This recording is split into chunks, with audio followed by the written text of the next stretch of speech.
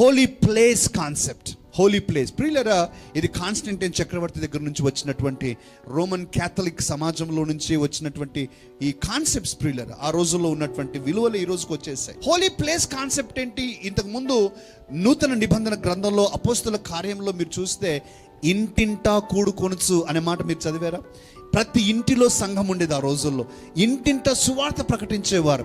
ఇదంతా చూసి ఆ రోజుల్లో ఉన్నటువంటి చక్రవర్తి, కాన్స్టంటైన్ చక్రవర్తి ఏం చేశాడంటే, ఇలా అయితే నాకు వీరి మీద అధికారం ఉండటం లేదు, నాకు వీరి మీద అజమాయిషి ఉండటం లేదు, నా చేతుల్లో నేను వారి మీద పటుత్వాన్ని కోల్పోతున్నాను అని ఆలోచించి పెద్ద పెద్ద సమాజ మందిరాలు కట్టించాడు.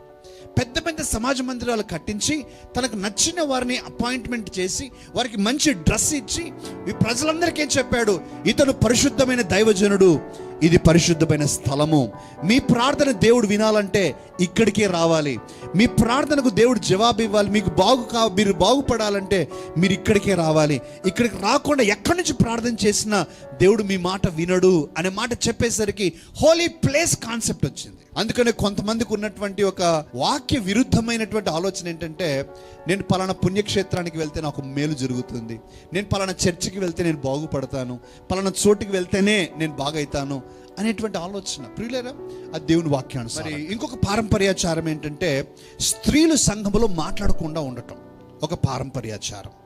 ప్రియులారా, మనకు వాక్యం అర్థమైతే ఎందుచేత పౌలు భక్తుడు కొరింథీ సంఘానికి స్త్రీలు మాట్లాడకూడదని చెప్పాడు అనేది మనం ఆలోచించి కొద్దిగా హిస్టరీ చదివితే, నిజంగా నేర్చుకోవాలనుకున్న వారు హిస్టరీలోకి వెళ్ళాలి. ఎందుకు చెప్పాడు పౌలు?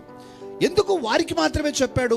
ఎఫెసీ సంఘానికి చెప్పలేదే, లేకపోతే రోమా సంఘానికి చెప్పలేదే, లేకపోతే కొలస్సీ సంఘానికి చెప్పలేదే, లేకపోతే తెస్సలోనిక సంఘానికి చెప్పలా, కొరింథీ సంఘానికి ఎందుకు చెప్పాడు అని ఆలోచించినప్పుడు, ఆ కొరింథీ సంఘంలో ఆ రోజుల్లో ప్రియులరా, ఈ యొక్క పురుషులు ముందు కూర్చునేవారు, స్త్రీలు వెనుక లేక బాల్కనీలో కూర్చునేవారు. దైవజనుడు కొన్ని మాటలు అర్థం కాని మాటలు మాట్లాడేటప్పుడు పురుషులు కొంచెం లౌకిక జ్ఞానం ఉండేది కాబట్టి వారికి కొద్ది అర్థమయ్యేది. ఆ రోజుల్లో స్త్రీలు సమాజంలో తిరిగేవారు కాదు కాబట్టి వారికి అంత అవగాహన ఉండేది కాదు, వారికి అర్థమయ్యేది కాదు.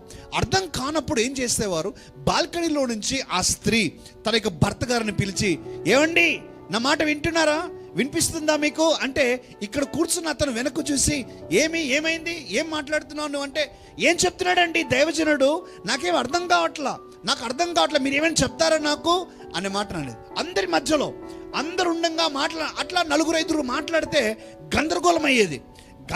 ఆ విషయం పౌలుకు తెలిసేవన్నాడు, అమ్మా మీరు తెలుసుకోవటం తప్పు కాదు, కానీ ఏం చేయాలి, మీరు ఇంటికి వెళ్ళిన తర్వాత అడగండి.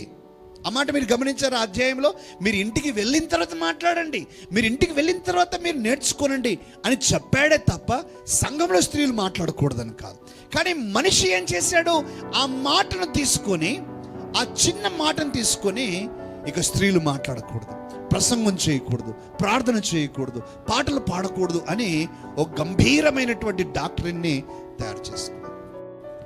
యేసుక్రీస్తు అదే చెప్తున్నాడు. ఏమని చెప్తున్నాడు, మీరు పారంపర్యాచారములు దైవోపదేశములని భావిస్తూ దేవుని వాక్యాన్ని ఎందుకు నిరర్థకం చేస్తూ ఉన్నారు?